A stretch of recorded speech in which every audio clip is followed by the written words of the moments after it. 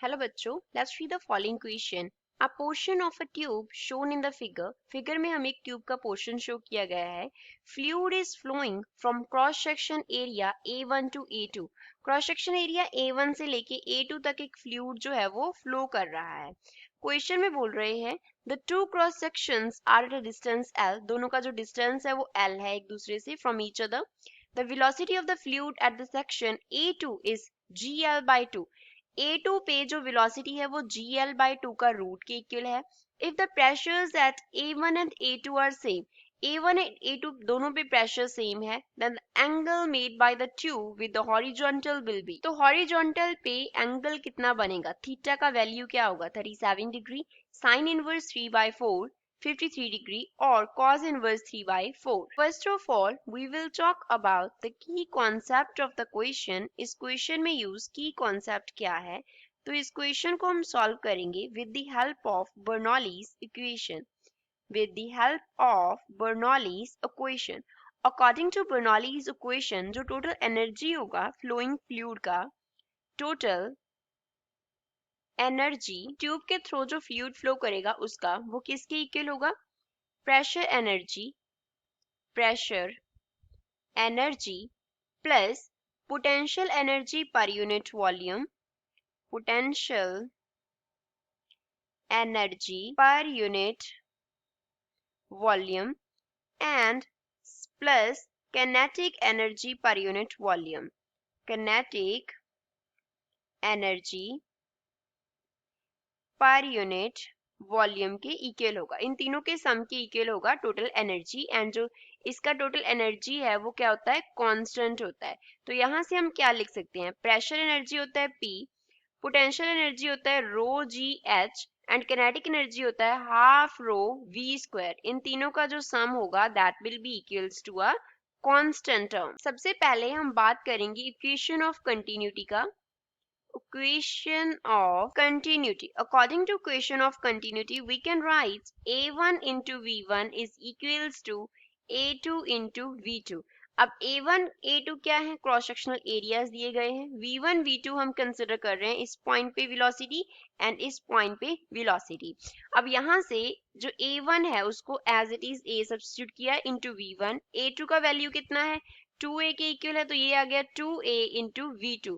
तो यहाँ से हमारे पास V1 का जो वैल्यू है वो क्या आ गया, 2V2 के इक्वल आ गया. मान लो ये क्वेश्चन 1 है.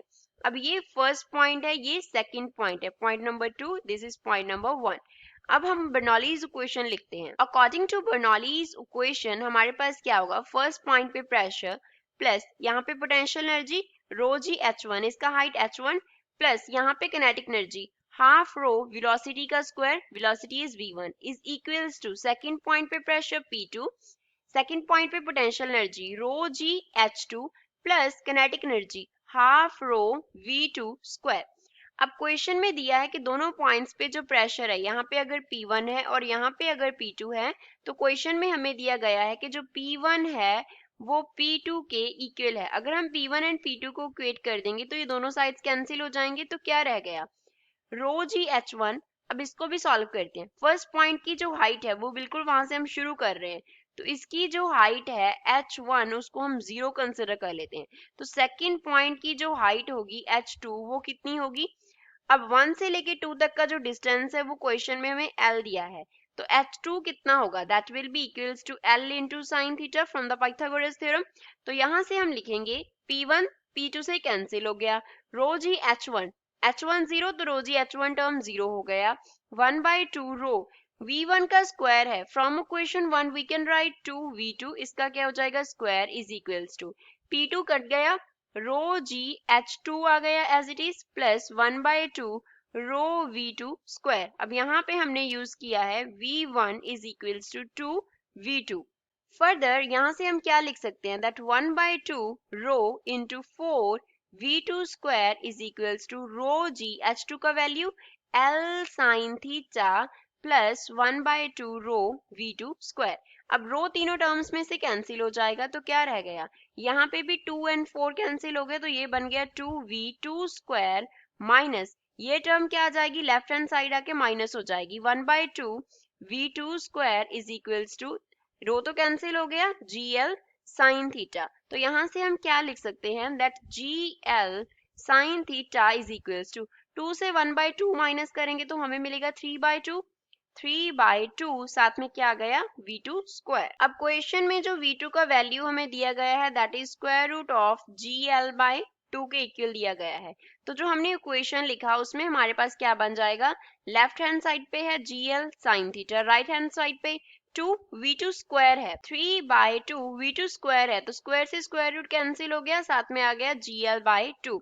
अब G एंड L दोनों साइड्स क्या हो गए, कैंसिल हो गए, तो हमारे पास क्या आ रहा है, sine theta left hand side पे, राइट हैंड साइड पे 3/4। तो यहाँ से हम क्या लिख सकते हैं, that theta will be equals to sine inverse of 3/4। तो ये एंगल हमने हॉरिजॉन्टल के साथ फाइंड आउट कर लिया। So this is the final answer of the question. तो गिवन ऑप्शन में से बी इसका करेक्ट आंसर है। I hope you understood well. Thanks.